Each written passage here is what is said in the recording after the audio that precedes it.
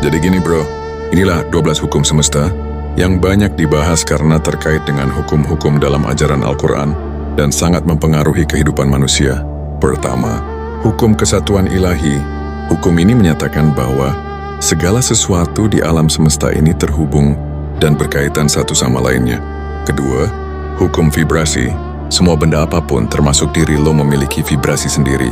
Bahkan benda mati seperti batu, gunung semua memberikan vibrasi dengan bertasbih. Hal ini tertulis dalam surah Al-Isra ayat 44. Kemudian ketiga, hukum kesesuaian. Bunyi hukum kesesuaian adalah di atas seperti di bawah, di dalam seperti di luar. Artinya, apa yang terjadi di dalam diri lo akan tercermin di luar. Itulah makanya lo harus menenangkan diri kayak di surah Ar-Ra'd ayat 28. Kemudian yang keempat, hukum tarik-menarik. Lo menarik apa yang lo getarkan. Kalau getarannya jikir dan ketenangan, maka lo akan menarik ketenangan dan hal positif lainnya. Hukum kelima yaitu hukum tindakan. Berzikir juga sebuah tindakan, bukan cuma wacana. Lo menggetarkan hati lo dengan asma Allah, lalu menggetarkan pita suara lo dan menciptakan gelombang suara yang nyata. Keenam, hukum sebab akibat. Ini hukum yang paling populer, cuman istilahnya aja yang beda. Ada yang sebut hukum karma atau tabur tuai.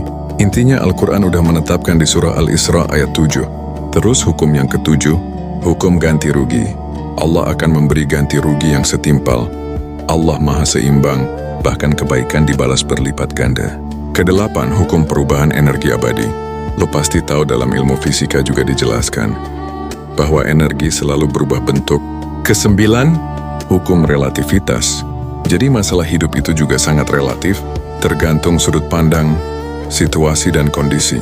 Terus hukum ke-10, hukum kutub berlawanan. Lo pasti paham segala sesuatu punya dua sisi kutub, positif dan negatif berpasangan. Banyak banget ayat Quran yang jelaskan ini, kayak di surah Insyirah ke-11, hukum ritme atau irama.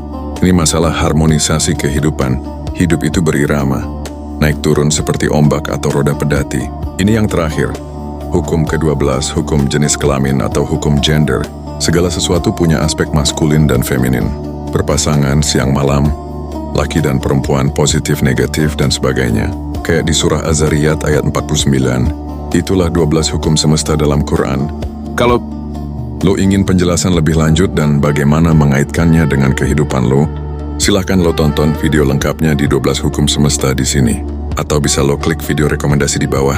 Terima kasih dan Assalamualaikum bima sabartum.